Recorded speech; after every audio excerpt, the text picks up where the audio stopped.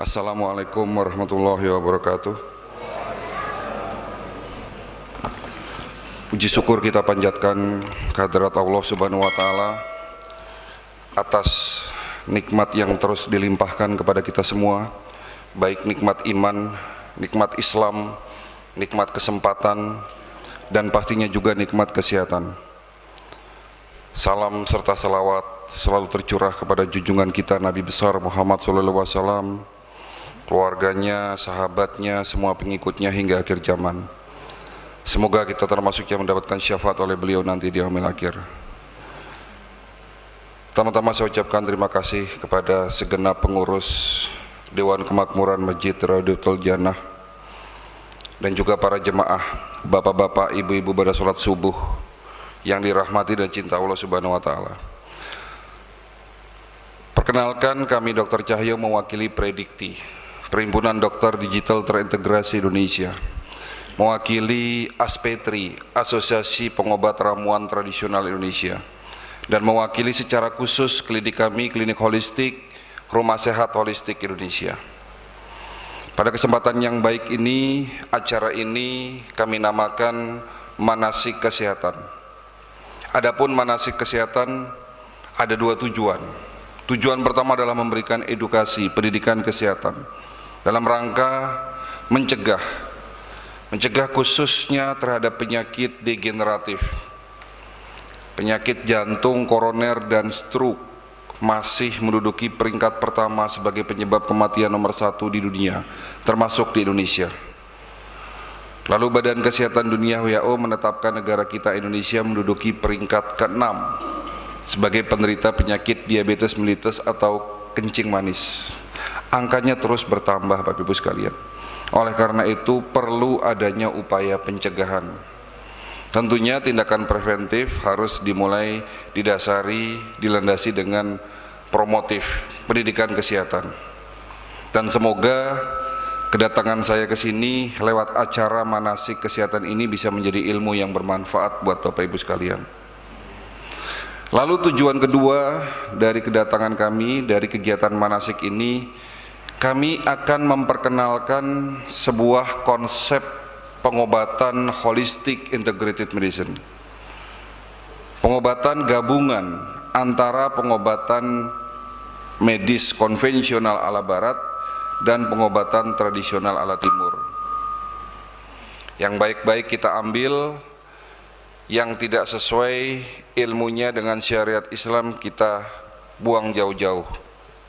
Dan hari ini seperti tadi sudah disampaikan di awal, ada tema yang akan kami angkat, judulnya adalah kenapa penyakit kronis sulit untuk disembuhkan dan cara sehat ala Rasulullah SAW. Durasinya kurang lebih 45 menit, kita bagi menjadi 3 sesi. Sesi pertama materi, nanti dilanjut dengan tanya jawab. Setelah tanya jawab, nanti saya akan memaparkan 7 cara sehat ala pengobatan holistik, yang dimana di dalamnya adalah cara-cara sehat ala Rasulullah SAW. Baik Bapak Ibu sekalian, sebelum masuk materi, saya ingin bercerita sejarah berdirinya pengobatan holistik di Indonesia. 20 tahun yang lalu, setelah kami lulus menjadi seorang dokter, kebetulan kami lulusan Fakultas Kedokteran Universitas Islam Sultan Agung Semarang, Unisula Semarang. Awalnya saya ingin melanjutkan pendidikan spesialis bedah, tapi niat berubah. Tahun 2004 saya memutuskan belajar pengobatan tradisional, tepatnya Tibum Nabawi. Pada saat itu dari Semarang, kami belajar di Institut Al-Waeda Malaysia. Salah satunya kawan kami, kebetulan adik kelas kami, Dr. Jaidul Akbar. Ya. Kami sama-sama belajar pengobatan tradisional, dan saya juga mendapatkan kesempatan luar biasa untuk belajar sampai ke Cina, tepatnya di kota Beijing dan kota Ankwok, untuk belajar pengobatan TCM, Traditional Chinese Medicine. Nah, setelah kami mendalami pengobatan tradisional, bukan berarti kami meninggalkan ilmu pengobatan medis yang kami dapatkan di bangku kuliah, tidak, tetapi justru kami kawinkan, kami gabungkan. Ya, ilmu pengobatan tradisional digabungkan dengan pengobatan medis. Yang baik-baik ilmunya kita ambil, kita serap, yang tentunya tidak sesuai dengan syariat Islam kita buang jauh-jauh. Nah, Bapak Ibu sekalian, disinilah saya menemukan jawaban. Jawaban atas pertanyaan, apa benar penyakit seperti diabetes, hipertensi, sakit jantung, apalagi sakit stroke, gagal ginjal, kanker, adalah penyakit yang tidak dapat disembuhkan? Kalau Bapak Ibu didiagnosis, divonis dokter di luar sana sakit yang tadi saya sampaikan, yang saya sebutkan, entah itu diabetes, hipertensi, penyakit tersebut menurut ilmu kedokteran tidak dapat disembuhkan dan harus minum obat seumur hidup. Itu menurut ilmu kedokteran ala barat. Tetapi ada salah satu hadis, hadis inilah yang membuat saya pada akhirnya hijrah dari pengobatan medis ke pengobatan holistik. Ya. Hadis ini berbunyi, li kulli da'in dawaun. Setiap penyakit pasti ada obatnya. Ya. Jadi Allah menciptakan penyakit, berikut juga menciptakan obatnya. Maka berobatlah kamu, kata Nabi. Dan jika obat tersebut tepat ke penyakitnya, tepat kena penyakitnya, insya Allah akan sembuh, tentunya dengan seizin Allah. Bagaimana caranya? Nah, ini tantangan buat kami, tantangan buat para dokter. Bagaimana caranya menyembuhkan penyakit diabetes? Karena tidak ada yang tidak mungkin. Kalau Allah sudah berkehendak, insya Allah bisa. Kan begitu? Ya. Bagaimana caranya menyembuhkan penyakit diabetes? Sementara ilmu yang saya dapatkan di bangku kuliah mengatakan kalau orang sudah sakit diabetes tidak akan sembuh. Minum obat seumur hidup. Hipertensi, jantung, apalagi stroke. Nah, bagaimana caranya? Ternyata setelah kami mendalami pengobatan tradisional itu kan banyak metodenya. Ada metode tibum nabawi, ada pengobatan dari India namanya Ayurveda India, ada pengobatan dari Cina namanya traditional Chinese medicine. Dan ternyata obat yang dapat menyembuhkan penyakit kita itu ada 3, Pak. Ini kita bicara fisik. Tubuh manusia terdiri dari 3 unsur, body, mind, and soul, fisik, pikiran, dan jiwa. Kita baru bicara fisik nih. Ya.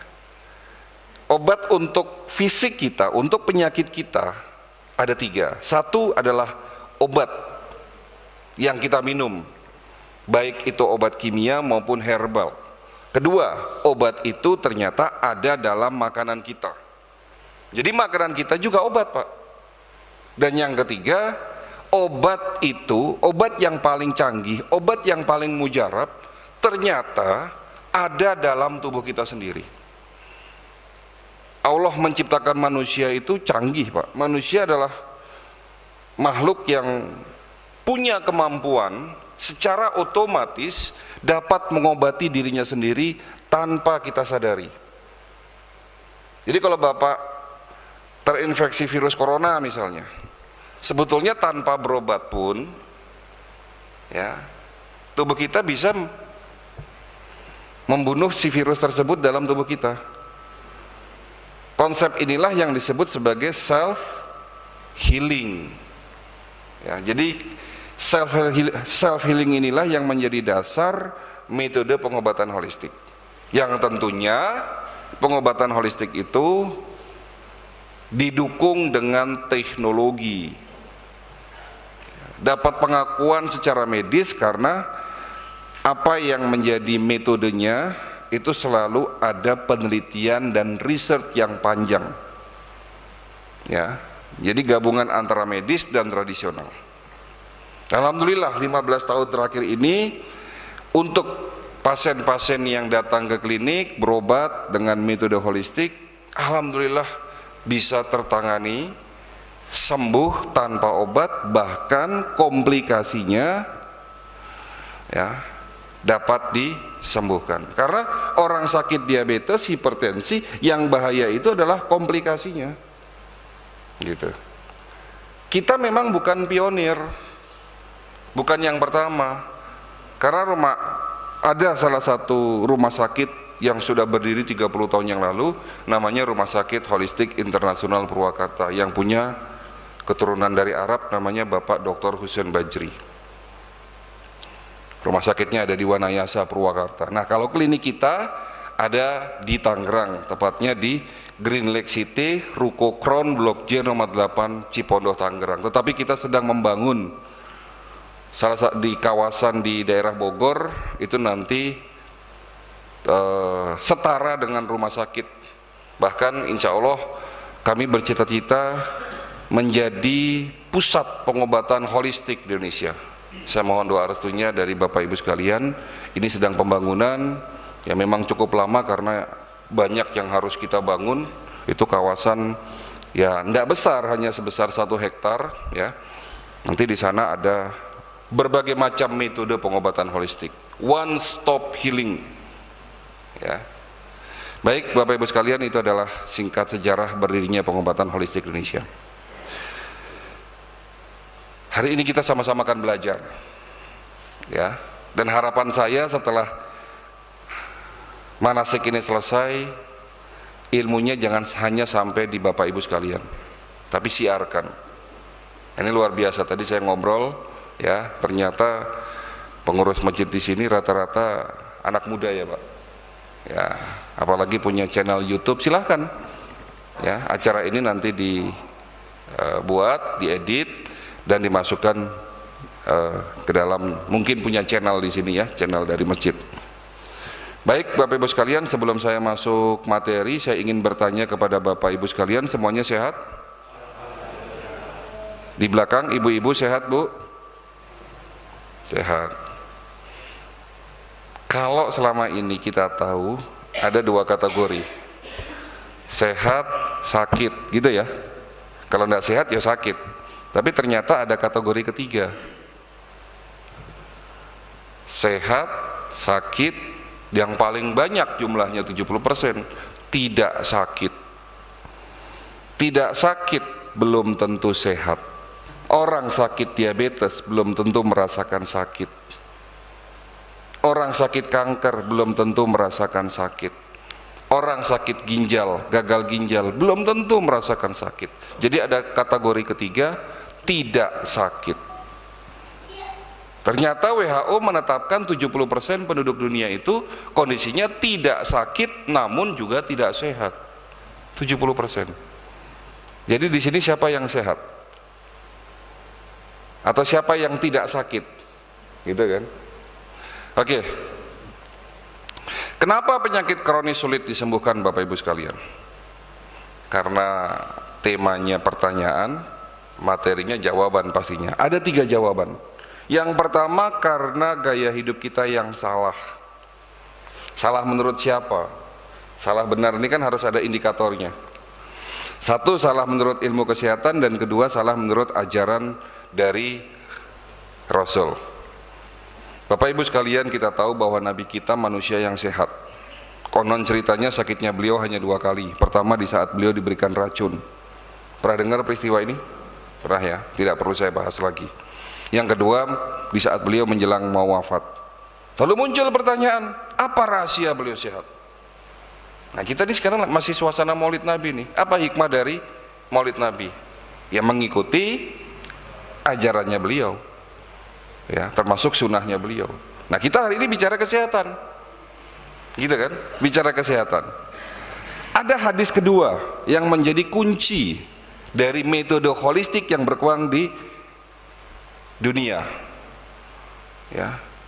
Banyak para ahli kesehatan ya, gara-gara hadis ini akhirnya berpikir ya, Ternyata penyakit itu asalnya dari apa? Nah, hadisnya berbunyi begini, tidak ada tempat yang lebih buruk kecuali di dalam perutnya anak Adam. Tidak ada tempat yang lebih buruk kecuali di dalam perutnya anak Adam. Maksudnya apa? Nabi ingin mengatakan di dalam tubuh kita ada bagian tempat terburuk. Ada di mana? Perut. Perut itu konotasinya sistem pencernaan. Nah, kalau bicara pencernaan berarti hubungannya dengan apa yang kita makan. Terjawab, Pak, kenapa bangsa kita banyak yang sakit diabetes, hipertensi, jantung, stroke? Buktinya apa, Dok? Rumah sakit rame. Sebelum pandemi pun rumah sakit rame. Yang datang ke klinik saya itu ya tidak jauh-jauh dari hipertensi, diabetes, stroke, jantung. Angkanya terus bertambah. Kenapa pandemi COVID-19 sampai hari ini belum berakhir? Salah satunya karena memang banyak yang sakit. Sebelum ada pandemi pun banyak yang sakit. Gitu loh. Kenapa bisa begitu? Karena pola makan bangsa kita ini berubah sejak 30 tahun yang lalu. Maksudnya berubah gimana, Dok? Ayo kita buktikan. Siapa di antara Bapak Ibu yang di rumahnya tidak punya mie instan? Yang nggak punya tunjuk tangan. Semuanya punya berarti, tidak ada yang tunjuk tangan. Nah, ibunya ketawa semua ini. Saya kalau nganterin istri ke mall belanja, saya perhatikan ibu-ibu. Pertama kali yang diambil apa? Mie instan. Seolah-olah mie instan menjadi makanan pokok. Ya. Oke, pertanyaan kedua, siapa di antara Bapak Ibu yang dalam waktu 1 minggu tidak makan goreng-gorengan? Ada enggak yang nggak makan goreng-gorengan seminggu ini? Pertanyaan ketiga, siapa di antara Bapak Ibu yang setiap hari makan minimal 3 jenis buah-buahan? Setiap hari makan buah minimal 3 jenis. Ada enggak? Enggak ada. Oke, kita bahas sedikit mengenai anatomi fisiologi tubuh manusia. Tubuh kita terdiri dari 3 unsur, body, mind, and soul. Fisik, pikiran, dan jiwa. Nah, saling berkaitan. Secara fisik, yang terlihat, bagian terkecil tubuh namanya, bagian terkecil tubuh makhluk hidup namanya sel. Tolong diingat ya, sel, Pak. Semua bentuk kegiatan metabolisme di dalam tubuh terjadi di dalam sel. Ada kurang lebih 800 triliun sel yang membentuk tubuh. Artinya kalau ingin buat tubuh kita sehat, sel-sel dalam tubuh kita juga harus sehat. Kalau selnya rusak, organnya rusak. Kalau organnya rusak, fungsi organnya menurun. Kalau sudah fungsi menurun, disitulah muncul penyakit. Contoh, kalau sel organ pankreas rusak, kemampuan pankreas menghasilkan hormon insulin menurun, muncul penyakit diabetes. Kan begitu. Jika sel pembuluh darah rusak, terjadinya aterosklerosis atau kakunya pembuluh darah, penyakitnya hipertensi, tekanan darah tinggi. Kalau sel di saraf otak rusak yang didahului dengan sumbatan pembuluh darah, muncul penyakit stroke dan seterusnya. Lalu pertanyaannya, apa penyebab kerusakan sel? Para ahli melakukan penelitian puluhan tahun, ternyata 80% penyebab kerusakan sel akibat radikal bebas.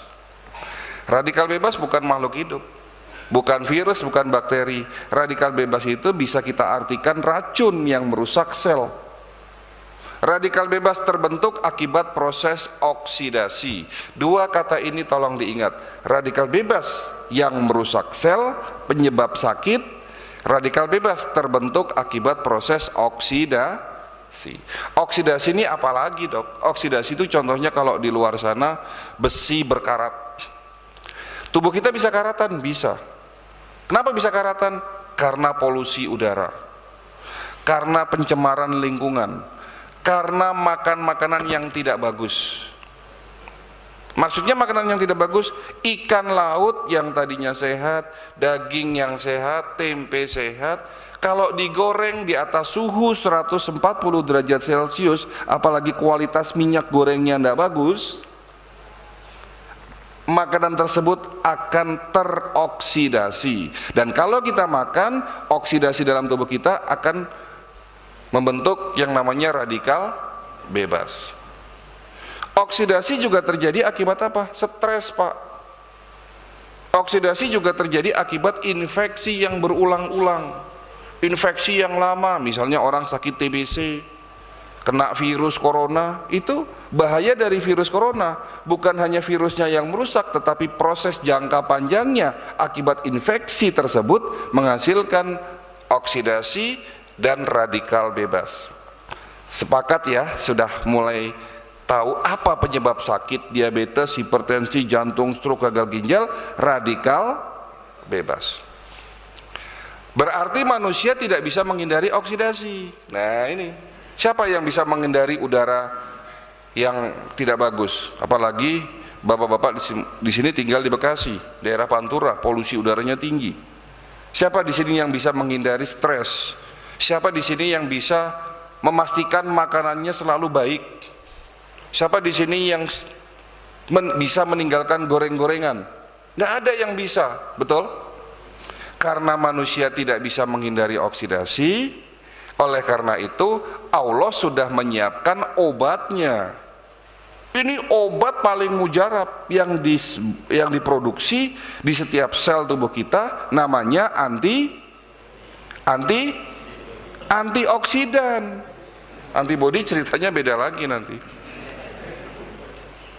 Nama juga oksidasi. Ada penangkalnya namanya antioksidan. Antioksidan jenisnya ratusan, tetapi ada dua antioksidan yang diproduksi dalam tubuh kita, ini menjadi super antioksidan, glutathione dan superoksid dismutase. Nah, ini nggak usah diingat, cukup tahu bahwa sel-sel tubuh kita memproduksi antioksidan. Tetapi Bapak Ibu sekalian, setelah Bapak umurnya 40 tahun, secara fisiologis ya, produksi antioksidan di dalam sel-sel tubuh kita sudah mulai menurun. Makanya Rasul bilang, hati-hati bagi mereka, bagi umatku yang masuk usia 40 tahun. Warning, karena pada saat itu banyak muncul penyakit di atas usia 40 tahun. Gara-gara apa? Produksi antioksidannya sudah mulai menurun. Kalau tidak diimbangi dengan gaya hidup yang bagus, radikal bebas terbentuk. Tapi kembali lagi, Allah Maha Baik. Allah bukan hanya menciptakan antioksidan dalam tubuh kita, tetapi Allah juga menyiapkan antioksidan ada dalam makanan kita. Tadi di awal saya katakan obat kita ini ada 3. Obat yang dalam bentuk herbal atau obat kimia, obat itu ada dalam makanan, dan obat itu ada dalam diri kita. Salah satu obat dalam tubuh kita namanya antioksidan.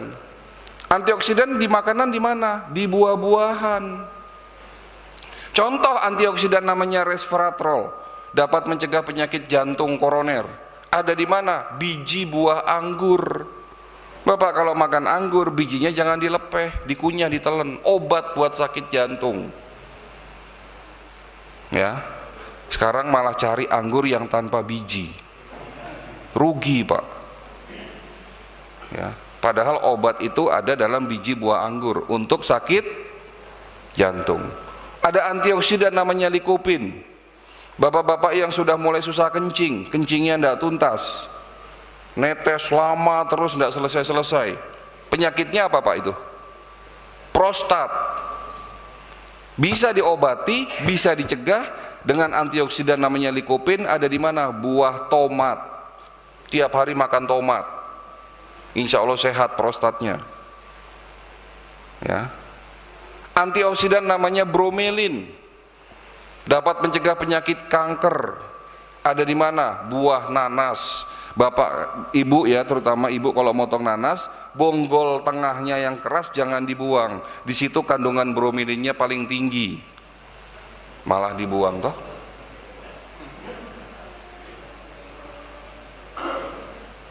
Ada antioksidan yang terkandung di dalam buah alpukat, dapat mencegah penyakit pikun. Kalau buah apel, antioksidannya dapat mencegah penyakit batu empedu dan fatty liver. Antioksidan yang paling banyak kandungannya selain di buah-buahan juga ada di tanaman obat. Bahkan beberapa tahun terakhir tanaman ini dikatakan sebagai superfood, makanan super, karena mengandung 142 jenis antioksidan. Kandungan vitamin C-nya 6 kali lebih banyak daripada lemon.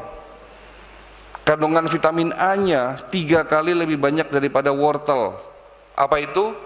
Daun kelor. Iya.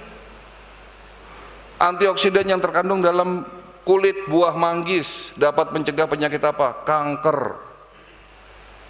Semua buah dan tanaman obat mengandung obat yang namanya antioksidan. Terjawab toh? Kenapa bangsa kita banyak yang sakit? Lupa makan buah, lebih suka makan mie instan. Coba tanya sama adik-adik di luar, kalau diajak ke mall, milih makanan tradisional atau KFC?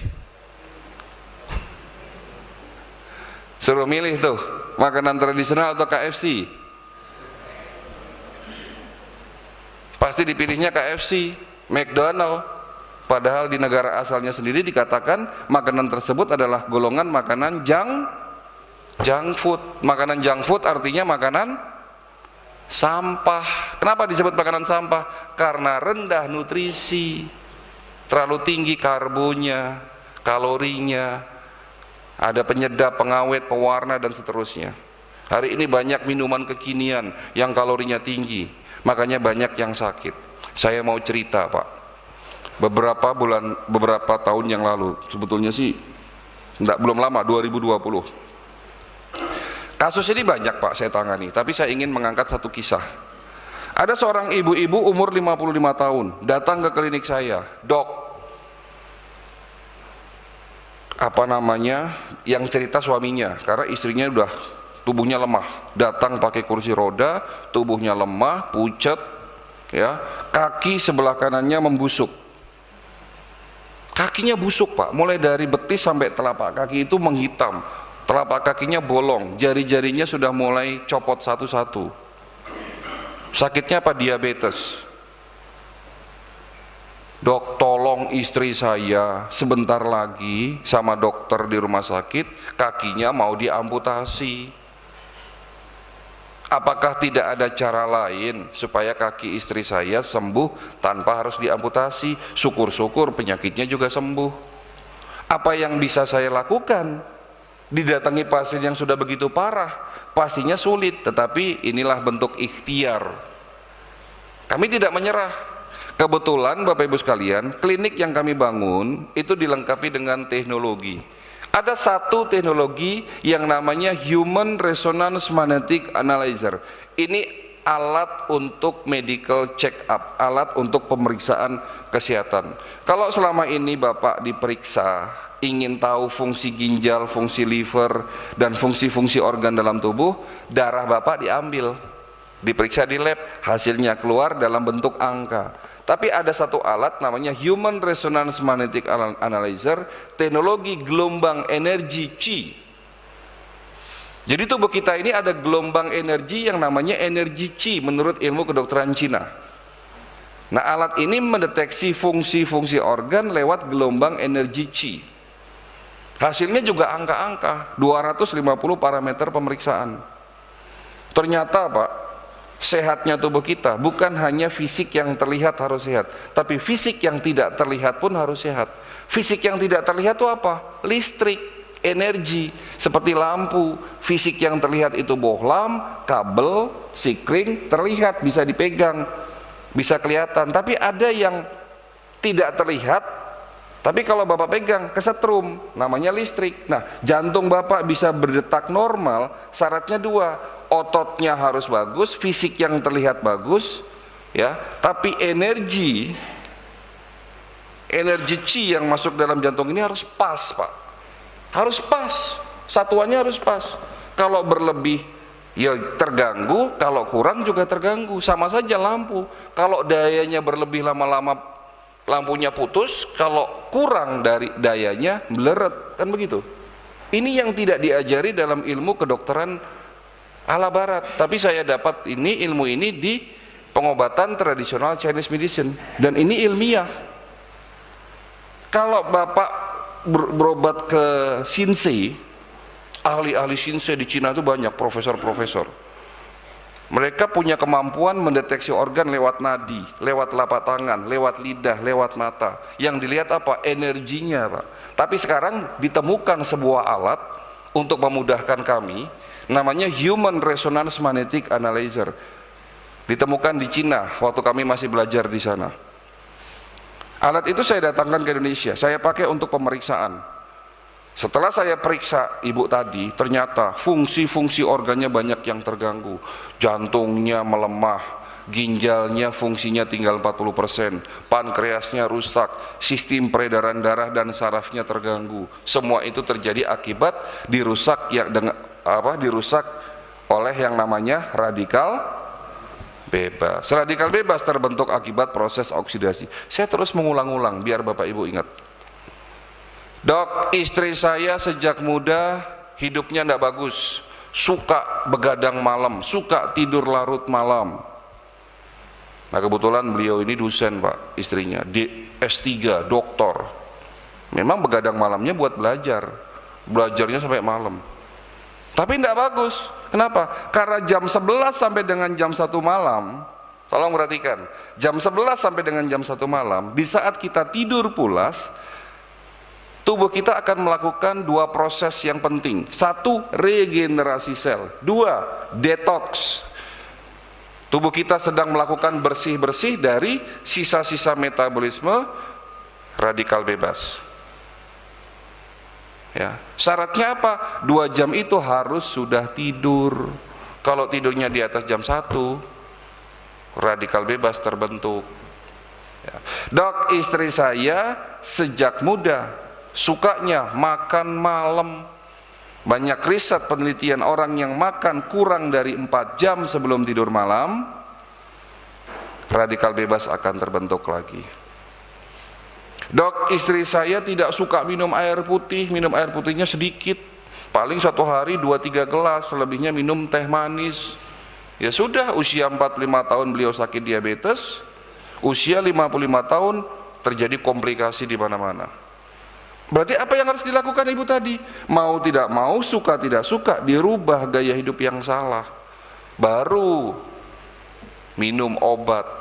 Alhamdulillah, walaupun agak ngeyel, ibu ini agak ngeyel nih, susah dok kalau enggak begini begitu katanya, susah terus. Ya susah sembuhnya, saya bilang ya, kalau apa-apa bilang susah, ya sembuhnya juga susah, saya bilang begitu. Ya akhirnya mau tidak mau beliau ngikutin saran saya. Di bulan ke-8 beliau sembuh dari penyakitnya. Alhamdulillah, betul-betul sembuh, kakinya mulus, ya. Terus kita periksa ulang organ-organnya sudah mulai membaik, walaupun belum 100%, tapi sudah banyak jauh perubahan. Ya. Itu salah satu cerita dari banyak yang ada di klinik kami. Jadi kesimpulannya, kenapa penyakit kita sulit disembuhkan? Karena kita tidak mau merubah gaya hidup yang salah. Kita selalu berpikir instan. Selama ini kita sakit, sembuhnya hanya dengan obat. Tidak. Obat itu ada 3, tadi saya sudah sebutkan. Itu kita bicara fisik. Ya. Baik, kita lanjut jawaban kedua. Kenapa penyakit kronis sulit disembuhkan? Pengobatan yang keliru. Nah, ini semakin menarik nih. Datang ibu-ibu umur 58 tahun. Dok, pinggang saya sakit. Sakit pinggang penyakit bukan, Pak? Sakit pinggang itu penyakit bukan? Bukan. Itu alarm. Cara tubuh ngasih tahu kita, Tugas dokter mencari tahu kenapa sakit pinggang, dicari tahu penyakitnya apa, ginjal kah? Ginjal aja bisa batu ginjal, infeksi kan begitu, tumor, ya, atau saraf kejepit kah, atau apa?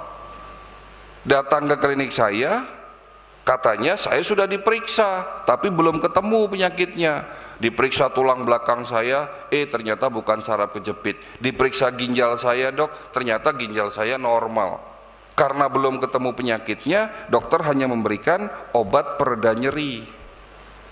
Bosan dok minum obat pereda nyeri, sudah 5 bulan tidak sembuh-sembuh. Lah iya, karena penyakitnya belum diobati. Yang diobati hanya rasa sakitnya tok, kan begitu. Datang ke klinik, konsultasi sama saya. Tolong saya diobati, nanti dulu jangan tanya obat, saya tidak tahu penyakit ibu apa. Terus gimana dok? Periksa holistik, pemeriksaan holistik. Maksudnya pemeriksaan holistik, holistik itu artinya menyeluruh. Nah kita punya teknologi kedua. Kalau teknologi pertama itu dari Cina, teknologi kedua ini penemunya orang Rusia, Pak. Alat ini sudah dipakai oleh Rusia sejak 30 tahun yang lalu untuk pemeriksaan para astronot di sana. Tapi baru populer ini 10 tahun terakhir ini. Masuk Indonesia pun belum lama, saya dapatkan alat ini baru 4 tahun. Nama alatnya 3D NLS Bioscanner. Ya. Alat ini mirip CT scan MRI yang ada di rumah sakit, mirip, tapi teknologi dan cara kerjanya beda. Alatnya tidak besar. Kalau CT scan MRI kan alat besar, masuk lorong gitu kan. Tapi kalau alat ini besarnya hanya semeja ini. Tiduran di sebelah alat, dipasangkan ke kepala. Nanti hasilnya keluar gambar organ 3 dimensi full color sampai dengan tingkatan sel. Berikut dengan tingkat kerusakan selnya. Apa saja yang diperiksa? Seluruhnya Pak, tidak pilih-pilih, dari kepala sampai jempol kaki kelihatan semua Pak. Nah, ini cukup canggih. Saya datangkan kurang lebih 4 tahun yang lalu. Rumah Sakit Holistik Internasional Purwakarta juga punya alat ini. Ya, memang alat ini dipakai di rumah sakit dengan konsep holistik. Ya. Ibu itu saya periksa yang sakit pinggang, alhamdulillah penyakitnya ketemu, ada di rahim, ada kista yang meradang. Nah, ketahuan kan penyakitnya, baru saya resepin obatnya. Alhamdulillah 3 minggu sembuh. Datang lagi bapak-bapak umur 65 tahun, dok saya sering mual, sering kembung, ada nyeri di ulu hati. Kira-kira sakit apa Pak? Mual, kembung, nyeri ulu hati, sakit apa? Hah? Nggak pernah mual Bapak? Kembung, nyeri di ulu hati, sakit apa? Sakit mah, so angin gitu kan. Kalau Bapak sakit mah minum obat apa? Ya proma. Salah enggak itu? Benar. Sakit mah minum proma benar, polisilen, milanta, obat-obat antasid namanya. Tapi kalau sudah lama enggak sembuh-sembuh, pasti ada something wrong. Belum tentu sakit mah. Ternyata setelah kami melakukan pemeriksaan holistik dengan alat pertama, dengan alat kedua, hasilnya keluar, saya nyatakan, Bapak tidak sakit mah. Tapi apa dok? Batu empedu. Nah kalau sakit batu empedu sembuh enggak pakai proma? Ya enggak sembuh, obatnya keliru. Makanya tadi saya katakan, kenapa penyakit kita sulit disembuhkan? Bukan sulit, tapi pengobatan yang keliru. Kita selalu kira-kira. Datang lagi ibu-ibu umur 30 tahun, dok sakitnya tuh di sini katanya. Ya, sambil goyonan gitu kan dia. Saya divonis sakit jantung dok. Sama siapa yang vonis? Dokter spesialis jantung. Buktinya apa? Bawa hasil rekam jantung. Saya lihat, oh iya benar sakit jantung. Salah nggak dok? Ya kita buktikan aja dengan alat scanning kami. Setelah keluar, benar sakit jantung. Loh kok nggak sembuh-sembuh? Katanya dokter, kalau diagnosisnya tepat, obatnya tepat, bisa sembuh. Ternyata sakit jantungnya beliau ada penyakit di luar sakit jantung. Ada pemicu yang menyebabkan sakit jantung. Di mana? Di usus besar. Hampir 80% penyakit itu berasal dari usus yang tidak beres Pak. Kemarin penelitian di Amerika, di salah satu fakultas kedokteran di Amerika, melakukan riset dari 100 orang yang sakit sendi ya, entah lututnya, tulang belakangnya, entah penyakitnya osteoartritis, rheumatoid artritis, ya, itu ternyata dari 100 orang itu diperiksa, 95% masalahnya ada di usus. Setelah ususnya diobati, ususnya dibersihkan, semuanya sembuh. Loh kok bisa-bisa? Karena penyakit berasal dari usus yang kotor. Siapa yang ngomong? Nabi kita. Hadisnya mengatakan tidak ada tempat yang lebih buruk kecuali di dalam perutnya anak Adam. 1400 tahun yang lalu Nabi sudah mengatakan itu, dan ini menjadi dasar ilmu kedokteran holistik di Indonesia, di dunia berkembang. Luar biasa Nabi kita ini. Ilmunya datang dari mana ya? Langsung dari Allah kan? Ya. Jadi kalau kita berobat, yang kita obati itu jangan rasa sakit, Pak. Pusing, pegel-pegel, kesemutan, nyeri, sesek, itu bukan penyakit, itu alarm tubuh, Pak. Cara tubuh lagi ngasih tahu kita, cara tubuh lagi protes, cara tubuh minta haknya. Pusing, ternyata tubuh kita perlu diistirahatkan. Kebanyakan nonton YouTube sampai malam, pusing, kurang istirahat, tubuhnya protes, ayo dibuat tidur. Nah kan begitu. Diare, jangan buru-buru minum obat, karena diare bentuk protes dari usus kita, ingin usus kita bersih, dibuang racunnya, makanya dibuat diare. Baru BAB 4-5 kali dimampetin pakai Nyudiatap. Kalau diare cukup minum Oralit, kalau tidak ada Oralit minum air kelapa hijau supaya tidak dehidrasi, atau larutan garam sedikit gula. Diare itu belum tentu karena infeksi, Pak.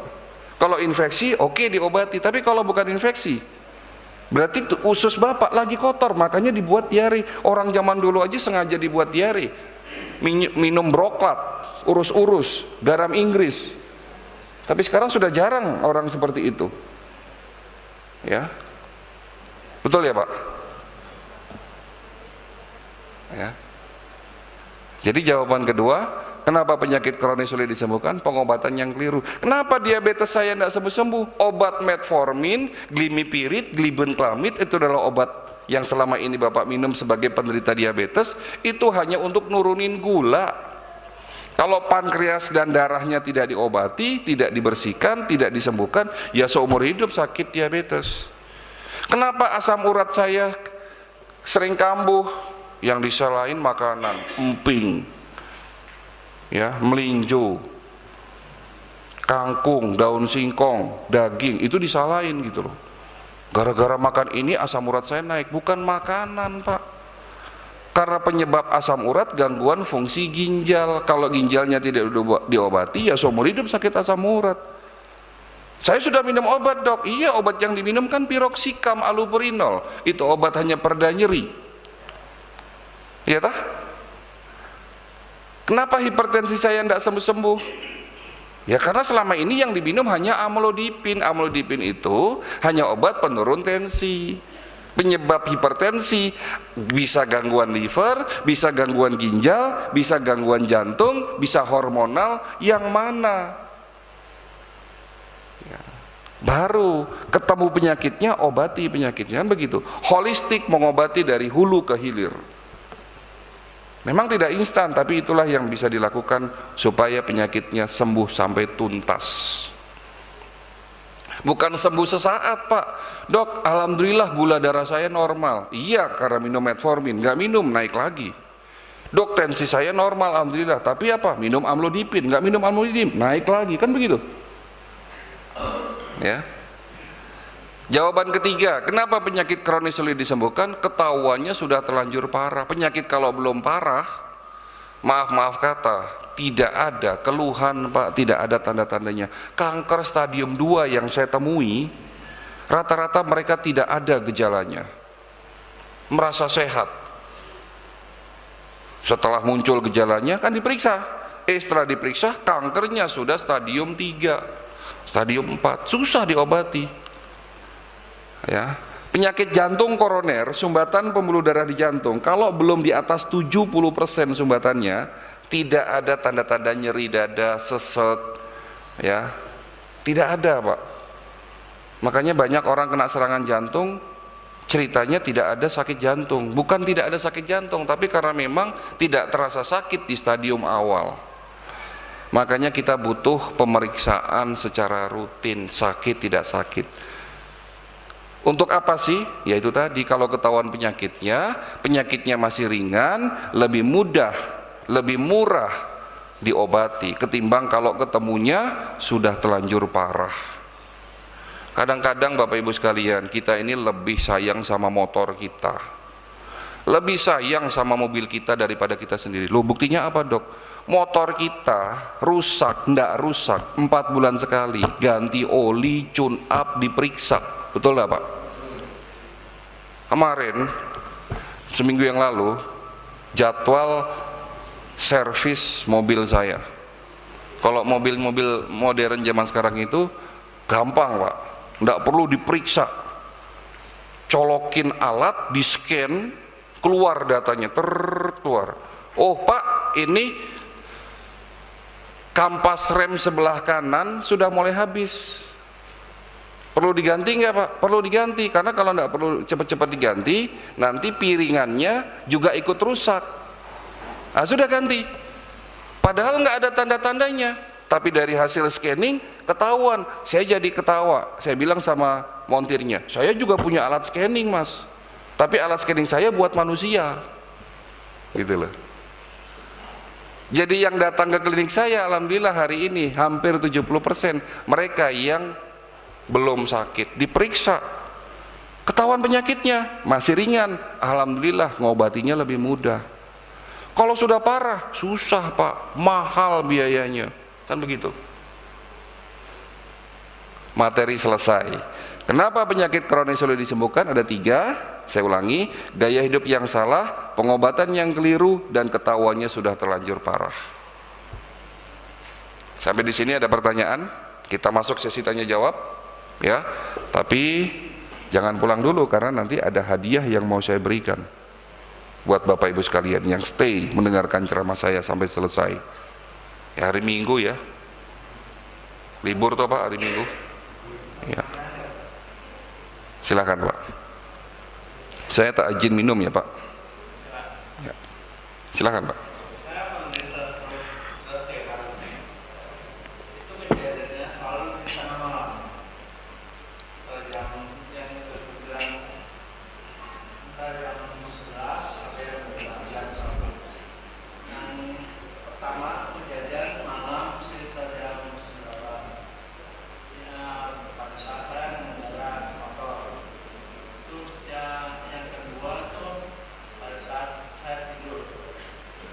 Kejadiannya jam 1 malam. Terus Berarti 2 kali Bapak kena serangan stroke? 3. Oh, 3 kali? Iya. Yang ketiga itu saya kejadiannya malam sekitar jam 12-an. Pada saat bangun tidur, pada saat tidur. Pada saat saya berbalik kok nggak bisa gitu. Ya. Pertanyaannya apa Pak? Pertanyaan saya, kenapa pada saat itu terjadi penyakit itu? Ya. Cukup? Ya. Sebetulnya kasus stroke itu terjadi bukan malam hari, Pak. 60% kasus stroke yang saya tangani rata-rata di pagi hari subuh.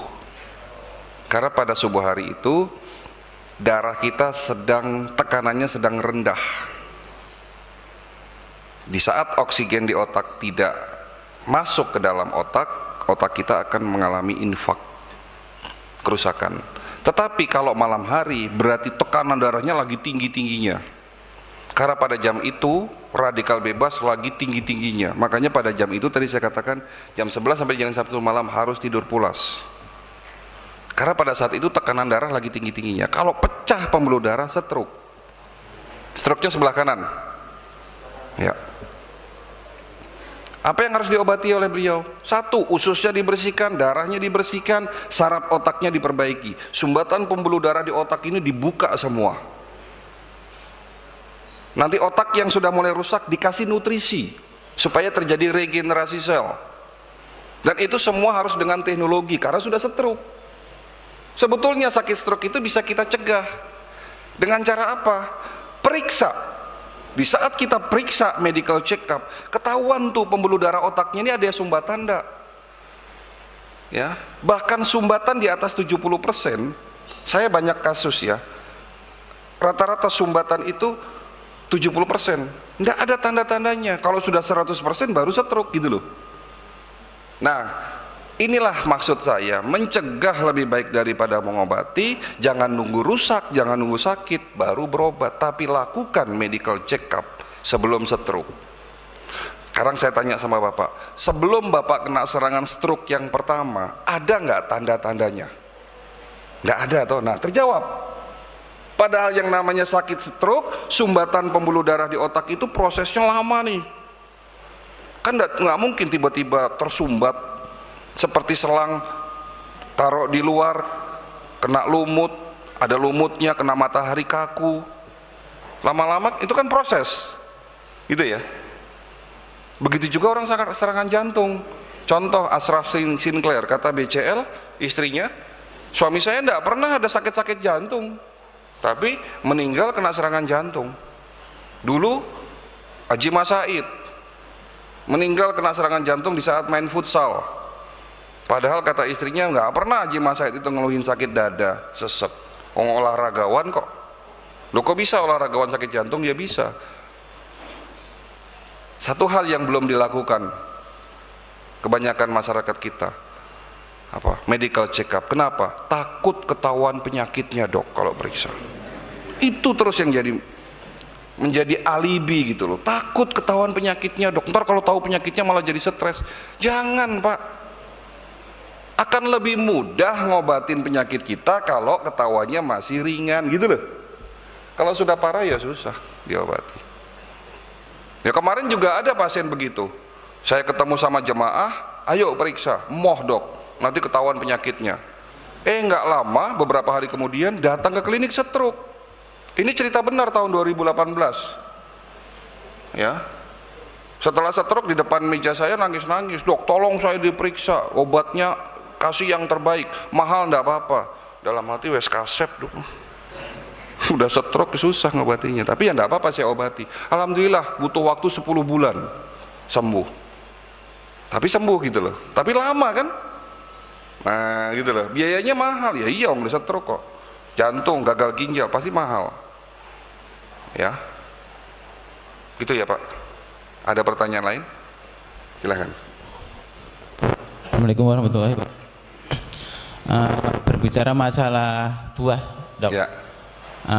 Sebagai sumber antioksidan, itu bagus mana buah impor sama buah lokal? Buah lokal. Orang Indonesia diberikan anugerah sama Allah, produsen buah terbesar di dunia. Buah terbaik justru ada di Indonesia, Pak. Buah yang bagus-bagus diekspor keluar. Malah yang nggak bagus masuk ke Indonesia. Banyak pestisidanya, banyak kandungan lilin, banyak rekayasa genetik. Yang dari luar, terutama dari Cina. Buah nggak usah yang mahal-mahal, pepaya, pisang, jambu, nanas, murah-murah kok. Ya Pak. Apel Malang, nggak usah apel Australia mahal. Anggur ya Indonesia ya punya, stroberi berlimpah. Buah duet Pak, tahu duet? Sekarang udah jarang. Itu kandungan antioksidannya tinggi loh Pak. Buah yang ungu, warnanya ungu, itu bagus buat jantung Pak. Buah duet, buah anggur, ya. Stroberi itu juga bagus buat jantung. Jadi kalau makan buah itu cari buah lokal, ya. Makan buah di saat musimnya. Nah, ini catatan. Makan buah itu di saat musimnya. Kalau makan durian ya jangan makan durian di luar musim durian loh Pak. Bukan karena susah dicari, bukan karena mahal, tapi kalau ada durian di luar musim durian, ini pasti ada something wrong nih. Pasti rekayasa genetik nih. Pohon duriannya dipaksakan dengan hormon supaya berbuah setiap saat. Nah itu yang nggak bagus. Sesuatu yang dipaksakan tidak mengikuti kaidah alam akan ada efek samping. Makan ayam, yo kalau milih ayam yang bagus ayam negeri daripada ayam broiler, karena ayam broiler itu waktu potongnya hanya 45 hari, dipaksakan dengan hormon. Tapi kalaupun harus makan ayam broiler atau ayam negeri, jangan pernah makan leher dan swiwi. Tahu swiwi? Sayap. Karena di situ kandungan hormonnya paling tinggi. Hati-hati, pencetus kanker, Pak. Enak dok sayap sama swiwinya, apa lehernya? Ya iya. Kalau ngomongin enak ya susah, Pak. Ya, baik, ada pertanyaan lain? Ya, silakan. Waalaikumsalam warahmatullahi wabarakatuh.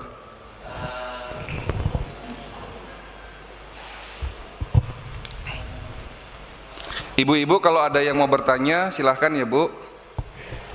Bisa dengan kertas, boleh dengan kertas dicatat, atau juga boleh nanti langsung ngomong langsung. Silahkan Pak.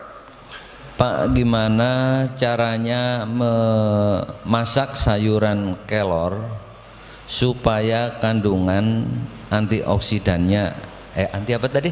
Ya, macam-macam antioksidan, ada ya, vitamin C-nya, vitamin A-nya. Itu tidak berkurang. Terima kasih. Ya. Nah, ini pertanyaannya bagus. Daun herbal yang memang secara penelitian banyak kandungan obat akan menjadi rusak kalau salah proses.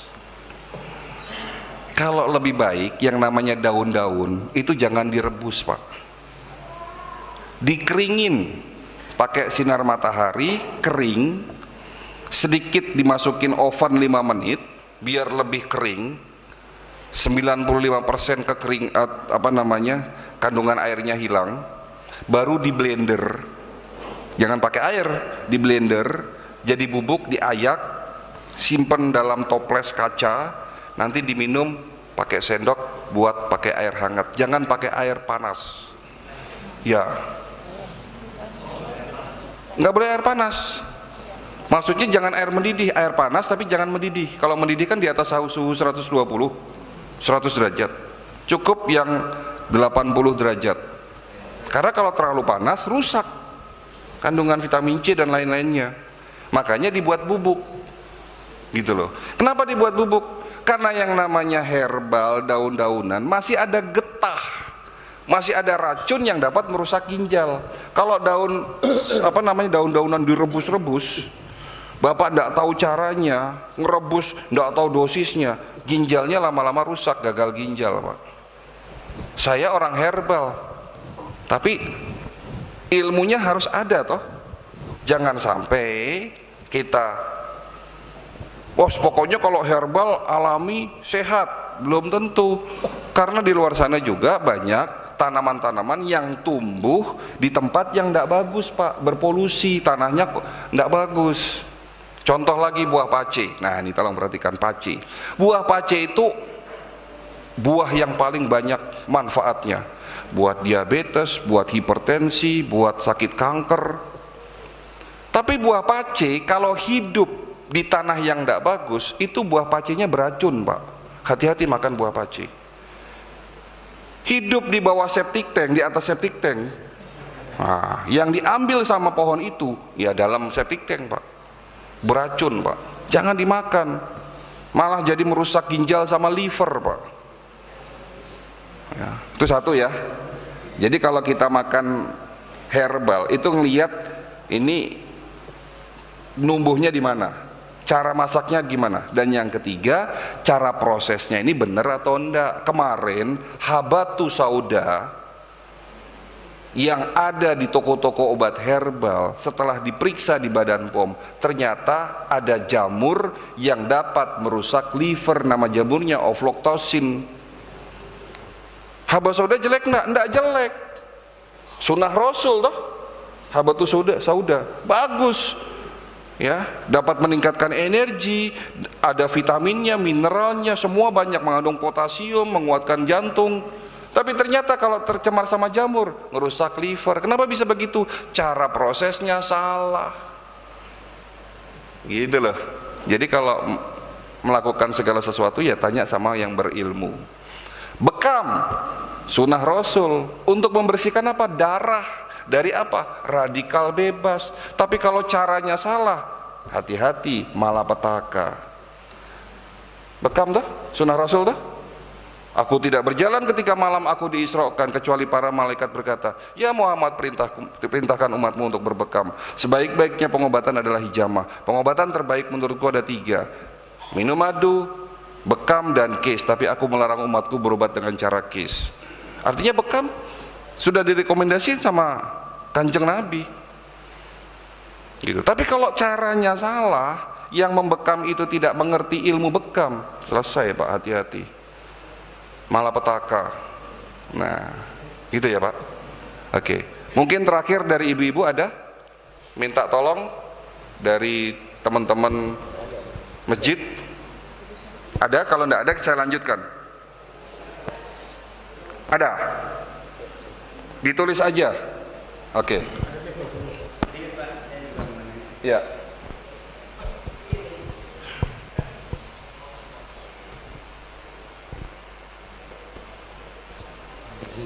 Kalau bisa ditulis aja Mas pertanyaannya.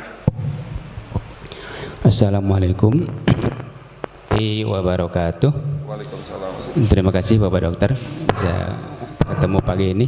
Yang ini saya tanyakan to the point saja. Pertama, apa kaitannya hadis Rasul yang menyatakan inna adama muhlikati syahwatul batni, sesungguhnya mara bahaya yang sangat besar adalah karena nafsunya perut.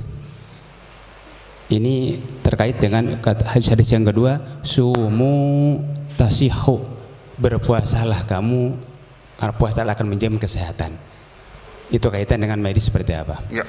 Kemudian yang kedua, sekarang sedang musim corona Pak Dokter nih. Ada teman saya juga sakit jantung dan sebagainya, sudah komplikasi, sampai sekarang nggak bisa disuntik vaksin, baik Sinovac maupun AstraZeneca. Ya. Harus ada dari rekomendasi dokter. Ya. Bagaimana solusinya? Ya. Yang ketiga, barangkali poin saja. Ini kaitan dengan minum air. Ya. Sekarang ini kan saya sering juga mendengar air yang sehat adalah minum air putih, Ya. terutama air hangat di waktu pagi. Nah, kaitan dengan minum air susu. Ya. Nah, sekarang susu sudah tidak yang murni lagi. Terima kasih Dok. Baik, pertanyaan Bapak nomor 1 dan nomor 3 akan terjawab di 7 cara sehat ala pengobatan. Ya, tapi wah banyak. Bismillahirrahmanirrahim. Saya mau bertanya, kenapa bangun tidur tangan suka kesemutan? Bu, ibu yang bertanya ingin mendapatkan jawaban yang tepat atau kira-kira yang tepat. Periksa Bu. Saya bukan Superman, no. Saya bukan paranormal yang tahu apa penyebab kesemutan. Kesemutan itu bisa karena blocking saraf, bisa ada gangguan saraf tulang belakang, bisa karena ada kelainan darah, bisa kurang mineral, kurang vitamin B1, B6, B12. Yang mana gitu loh. Saya beri resep itu tergantung dari diagnosisnya, penyebab pastinya apa. Nggak asal. Kenapa bangun tidur suka kesemutan? Bisa saja di saat tidur tangannya kejepit, tidurnya nggak benar sesuai dengan arahan Nabi. Bisa saja karena apa? Karena darahnya kental, kolesterolnya tinggi, trigliseridnya tinggi. Kalau trigliseridnya tinggi berarti yang diobati trigliseridnya. Kalau penyebabnya kurang vitamin B1, B6, B12 gampang minum Neurobion. Kalau penyebabnya karena ada blocking saraf di tulang belakang berarti saraf kejepit, ya diobati saraf kejepitnya. Kan begitu? Ya. Oke. Terus ada pertanyaan lain. Dari hasil medical check up ada masalah batu empedu. Penangannya gimana? Ya, minum cuka apel. Kalau batu empedunya masih kecil insya Allah akan keluar. Tapi kalau sudah besar, nanti datang ke klinik saya kasih resep. Memang ada teknologi obat-obatan herbal yang bisa menghancurkan batu empedu. Itu nanti dari berbagai macam ramuan. Ya sulit nanti kalau saya sebutin satu-satu. Tapi kalau masih ringan, cukup cuka apel Pak. Satu hari sekali minum 2 sendok, satu hari 3 kali. Insya Allah batu empedunya keluar. Kalau masih kecil ya. Tapi kalau sudah besar, nanti ada teknologi obat herbal yang dapat menyembuhkan, menghancurkan batu empedu. Baik, kita lanjutkan terakhir dari saya. 7 langkah sehat ala pengobatan holistik. Catat Pak, catat Bu. Langkah pertama, jaga makan. Ya, ini sekalian menjawab pertanyaan Bapak ya Pak Ustadz. Langkah pertama, jaga makan. Bagaimana aplikasi jaga makan? Pak Ustadz tadi bertanya mengenai hadis. Sudah terjawab sebetulnya. Hadis tersebut mengatakan masalah terbesar dari usus perut. Makanya makan itu jangan berlebihan. Ada dalam Al-Qur'annya Pak Ustaz. Makan minumlah jangan berlebihan. Coba sebutin hadis yang berkaitan dengan makan jangan berlebihan. Sebutkan. Hadis ya, bukan surat di Al-Qur'an. Tapi ada hadis yang Rasul menyatakan makan jangan berlebihan. Hadis pertama mengatakan begini, Rasul mengatakan makanlah dan minumlah kamu jangan berlebih-lebihan. Tapi ada hadis populer di Indonesia, makan di saat lapar, berhenti makan sebelum kenyang. Itu bukan hadis Pak, itu hadis palsu. Itu populer di Indonesia, makan di saat lapar, berhenti makan sebelum kenyang. Ternyata saya dapat info dari Ustadz Adi Hidayat, ya, itu bukan hadis. Bahkan di daftar hadis palsu pun tidak ada Pak. Di daftar hadis palsu pun tidak ada itu. Itu pepatah kuno di Indonesia. Hadisnya, sisakan lambungmu untuk sepertiga makanan, sepertiga air, dan sisanya adalah udara. Itu salah satu hadis yang Nabi menyuruh kita makan jangan berlebihan. Lambung kita jangan terlalu terisi penuh, cukup sepertiga makanan, sisanya sepertiga air, dan sisanya adalah udara. Yang kedua, jangan makan malam. Kalau ini tidak ada larangan dari Nabi, tapi secara ilmu kesehatan, kalau makan malam radikal bebas akan naik. Batasan makan sebelum maghrib harus sudah makan, telat-telatnya sebelum isya. Kalau yang puasa sebelum isya harus sudah makan, ya. Terus yang ketiga, perhatikan asupan protein, karbo, dan serat. Jangan terlalu banyak karbohidrat. Kita makan satu piring 70% karbo, nasinya kebanyakan, kerupuk, mie, bakwan, karbo semua. Proteinnya mana Pak? Bapak usia sudah lanjut, yang dibutuhkan makanan yang dapat meningkatkan imun. Ada di mana makanan yang dapat meningkatkan imun? Protein. Protein terbaik apa Pak? Yang hanya ada di Indonesia, tidak ada di tempat lain? Ikan banyak di Jepang, di luar negeri banyak. Ini tidak ada di tempat lain. Buatan Indonesia, asli buatan Indonesia. Protein terbaik. Tempe. Itu protein terbaik. Nggak harus mahal, tapi jangan digoreng-goreng terus gitu loh. Ya. Telur. Bapak kalau mau sehat satu hari makan 1 buah telur. Kalau bisa telur kampung. Setengah mateng, campur 1 sendok madu. Jos Pak. Proteinnya dapat. Nanti kolesterol naik, jangan takut sama kolesterol. Yang harus kita takuti bukan kolesterol, tapi radikal bebas. Karena kolesterol tanpa radikal bebas, kolesterolnya tidak akan membuat tubuh kita sakit. Tapi kalau kolesterol ketemu sama radikal bebas, kolesterolnya menggumpal, nempel di darah. Jadi yang merusak kolesterol radikal bebas. Cerita radikal bebas lagi Pak. Jadi jangan takut sama telur, jangan takut sama sate kambing Pak, ya. Tapi santan, gula, ya, goreng-gorengan, nah itu penyebab radikal bebas. Terus cara jaga makan yang keempat, makanlah yang halal dan thayyib. Nah itu, halalan dan thayyiban. Itu langkah pertama. Langkah kedua, air putih yang cukup. Nah tadi ada pertanyaan juga. Air putih bagaimana cara minumnya? Tidak boleh kurang dari 1,5 liter, tidak boleh lebih dari 5 liter.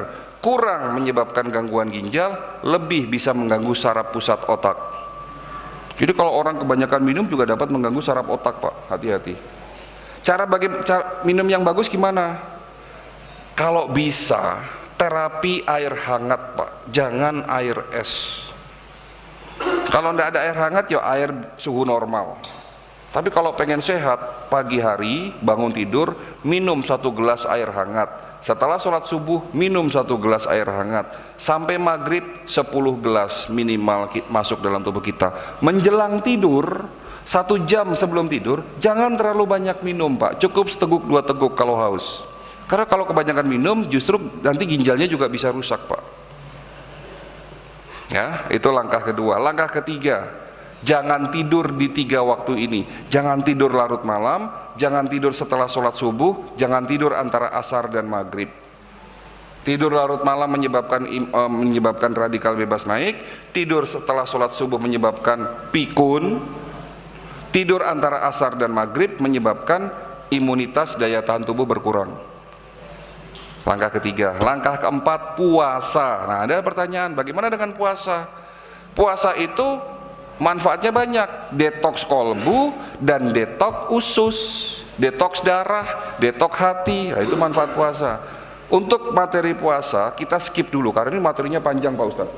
Insya Allah nanti kalau ada waktu, semoga nanti ada waktu, ada kesempatan di bulan Ramadan tahun depan saya datang lagi ke sini untuk memberikan ceramah dengan materi puasa dari sisi kesehatan. Ya, kita skip dulu, tapi insya Allah orang yang sering berpuasa bonusnya sehat Pak. Ya, itu langkah keempat. Langkah kelima, ada hadis yang berbunyi, di dalam tubuhmu ada segumpal daging, dan jika segumpal daging itu rusak maka rusaklah seluruh tubuhmu. Kalau sehat ya sehat pula, kata Nabi. Yang dimaksud Nabi apa itu? Hati. Langkah kelima, jaga hati. Dari apa? Penyakit hati, iri, dengki, sombong, takabur, suka marah-marah, ngeremehin orang. Ya, sampai-sampai Rasulullah kalau mau sehat, bahagia. Bahagiakan diri kita dan bahagiakan orang lain. Bagaimana cara sederhana membahagiakan orang lain? Berikan senyuman, karena senyum itu ibadah. Cukup sederhana membahagiakan orang lain, senyuman. Tapi kalau bapak lewat tetangga lalu dikasih cemberut, seujon jadinya Pak. Kalau udah seujon apa? Hatinya kita jadi sakit Pak, sakit hati. Lu kok saya dicemberutin sama si A, si B gitu kan. Nah, ya. Masalah hati ini dapat menyebabkan masalah fisik karena tubuh manusia terdiri dari body, mind, and soul. Langkah kelima. Langkah keenam, olahraga Pak. Kalau mau sehat olahraga. Olahraga teratur, terukur sesuai umur. Umur sudah 60 tahun jangan main futsal Pak. Masa 60 tahun main futsal? Ada kemarin pasien saya jemaah ya, jadi kan setelah acara manasik biasanya jemaah-jemaah yang ikut ceramah saya itu pada datang ke klinik untuk medical check up. Ada 1 orang kemarin jemaah dari Bekasi juga, kakinya bengkak Pak, merah panas. Saya tanya, kenapa Pak kok bengkak? Ini Pak dokter, gara-gara main futsal. Loh, bapak umur 67 tahun kok main futsal, saya bilang. Akhirnya diobati ya, memang tidak mudah gitu loh. Udah tua sampai ke selio kakinya itu kan susah kembaliinnya lagi. Ada lagi jemaah 72 tahun kena serangan jantung. Loh, kenapa bapak kena serangan jantung? Saya ikut klub goes dok, Jakarta Bogor. 72 tahun kok ikut klub gue sampai Jakarta Bogor dulu Pak. Belum sampai Bogor, baru 10 kilo, semaput tengah jalan Pak. Bawa ke rumah sakit kena serangan jantung. Untung tertangani gitu loh. Nah, olahraga buat usia-usia 60 tahun, senam pernafasan, senam tai chi, senam Li Tien Kung. Bagus Pak senam Li Tien Kung. Ya, silahkan nanti DKM kapan-kapan main ke MRBJ, Masjid Raya Bintaro Jaya. Itu masjid besar, pengurusnya hampir rata-rata dokter. Bahkan masjid itu punya klinik.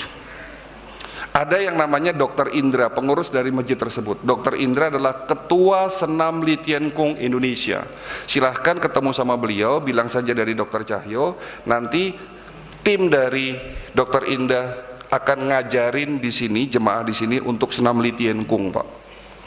Gratis Pak, tidak bayar itu. Silahkan nanti ke MRBJ, Masjid Raya Bintaro Jaya, daerah Bintaro, sektor 9. Ya, silahkan nanti ke sana. Biasanya Dr. Indra itu insya Allah selalu ada di ibadah sholat subuh. Ya, maksudnya di sholat subuh ya. Baik, itu adalah langkah ke-6, olahraga teratur, terukur sesuai langkah terakhir, langkah ke-7, Seperti mobil kita yang perlu di-tune up tiap 4 bulan sekali, tubuh kita juga harus diperiksa setiap 1 tahun sekali. Jadi langkah ketujuh, medical check up sebelum sakit. Sudahkah Bapak medical check up? Mau Pak? Ada tapinya? BPJS aja enggak gratis loh Pak. Mosok kami yang swasta gratis? Tidak gratis, tapi tidak memberatkan. Bapak tahu medical check up holistik di rumah sakit itu mahal Pak. Bayangkan yang namanya holistik semua di scan dari kepala sampai ujung kaki di scan Pak. Kalau dengan metode yang di rumah sakit, 1 organ di scan, itu Bapak harus nyiapin duit 2,5 sampai 3 juta Pak. Itu baru 1 organ. Nah kalau seluruh organ piro gitu loh. Karena ada jemaah, ada pasien yang pernah CT scan seluruh organ di scanning, itu biayanya 30 juta. Memang komplit, tapi mahal. Ya susah kalau 30 juta, lebih baik buat umroh ya Pak Haji. Umroh setahun sekali toh, daripada medical check up setahun sekali kalau 30 juta. Tapi kalau ada medical check up holistik yang komplit tapi biayanya terjangkau, insya Allah banyak yang mau. Di klinik saya sekarang sudah ada 150.000 jemaah yang medical check up sampai hari ini. Ya, kalau Bapak mau, medical check up di klinik kami ada 2 status pasien, umum dan khusus. Pasien umum dan khusus. Kalau Bapak statusnya umum, itu biaya medical check up-nya 1.750.000, komplit sudah. 250 parameter pemeriksaan plus seluruh organ di scan. Tapi kalau Bapak mau jadi pasien khusus, itu setengahnya dari umum. Kalau umum tidak ada syarat, kapanpun Bapak datang ke sana diperiksa, nggak pakai syarat. Tapi kalau khusus memang murah 875.000, tapi pakai syarat. Apa syaratnya? Tolong catat. Yang boleh menjadi pasien khusus hanya bapak-bapak dan ibu-ibu yang hadir di masjid ini saja, berikut dengan keluarga di rumah. Kenapa? Karena fasilitas khusus ini eksklusif, tidak sembarangan kita kasih orang. Siapa yang berhak menjadi pasien khusus? Hanya yang mengikuti ceramah saya sampai selesai. Gitu. Ini hadiah yang kita berikan. Kalau Bapak sudah jadi pasien khusus, konsultasi dengan dokter-dokter di sana termasuk dengan saya, gratis selama 1 tahun konsultasinya. Ya. Kalau Bapak nanti, bagaimana prosedurnya? Setelah acara ini selesai, kalau Bapak mau jadi pasien khusus, ya, itu Bapak daftar dulu sama Mas Reja di belakang. Nah itu ada Mas Reja, daftarkan sama beliau. Kalau Bapak mau datang juga hari ini, insya Allah ketemu sama saya. Kebetulan hari ini saya jadwal praktek 1 minggu, jadwal praktek saya hanya 3 hari, Jumat, Sabtu, Minggu. Hari ini kebetulan saya juga jadwal praktek. Silahkan, kalau Bapak setelah daftar hari ini, datang hari ini, saya kasih tambahan fasilitas. Apa itu? Antar jemput gratis, tapi kolektif, minimal 5 orang, karena jemputnya pakai mobil. Ya, kolektif minimal 5 orang. Bagaimana caranya? Nanti bilang sama Mas Reja di belakang, Dok saya mau dijemput. Kumpul di sini 8:30, jam 9 sudah berangkat pakai mobil kita. Diperiksa di klinik, medical check up komplit, konsultasi sama saya. Kalau ada ketemu penyakitnya, insya Allah nanti ada solusinya. Ya, kita pulangin lagi sampai selesai. Itulah yang namanya manasik kesehatan, mulai dari teori sampai prakteknya apa? Prakteknya medical check up. Nanti setelah medical check up saya akan memberikan buku gratis buat Bapak. Judulnya Body Mind Soul. Itu ada buku petunjuk di mana dalam buku itu ada contoh-contoh ramuan herbal, contoh buah-buahan yang dapat dimix untuk penyakit kalau nanti ketemu penyakitnya di dalam medical check up. Ya, mudah-mudahan ini solusi buat kita semua. Pesan saya jangan tunda-tunda, karena tunda-tunda lupa nanti Pak.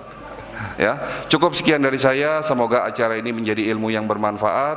Mohon maaf kalau penyampaian kami ada yang kurang baik. Kesempurnaan hanya milik Allah. Sementara saya sebagai manusia banyak salahnya. Ya, akhirul kata wabillahi taufiq wal hidayah. Wassalamualaikum warahmatullahi wabarakatuh.